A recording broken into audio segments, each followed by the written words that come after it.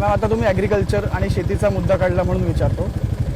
कांदा निर्यात बंदीचा विषय मध्यंतरी झाला होता, तर त्याचा तुम्हाला असं वाटतं का फटका बसू शकतो का? एक आणि दुसरा मी हा प्रश्न विचारतो कारण की शरद पवारांची एक सभा झाली होती तुमच्या मतदारसंघामध्ये, तर कुठेतरी ती गेम चेंजिंग ठरेल का म्हणजे त्यांच्यासाठी? नाही, मला असं कधीच वाटत नाही. कारण बघा, गेल्या सातत्याने 5 वर्षात मी प्रवास करते आहे आणि मी शेतकऱ्यांच्या भावना जाणून घेतल्या आहेत. मी त्यांची बहीण, त्यांची लहान मुलगी म्हणून मी जेव्हा वावरते तेव्हा ते हक्काने माझ्याकडे ती तक्रारही नोंदवतात आणि वेळोवेळी मी या तक्रारी वरिष्ठांपर्यंतही पोहोचवल्या आहे. केंद्र सरकारकडून मी स्वतः 19ला खासदार झाले निर्यात बंदी होती तेव्हा खुली करण्यासाठी प्रयत्न केले आणि माननीय केंद्रीय मंत्री पियुषजी गोयल यांनी ती तात्काळ खुली देखील केली होती.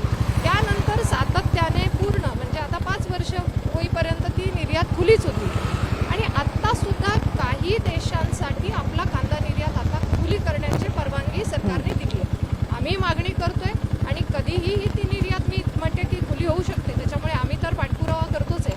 परंतु मला नाही असं वाटत की यामुळे काय होईल, कारण शेतकऱ्यांना माहिती आहे की याच्यापूर्वी देखील ज्यांनी सरकारमध्ये काम केलं त्यांच्या काळातही ती निर्यात बंदी झाली होती, त्यांच्या काळातही कांद्याला निर्यात बंदी केली होती.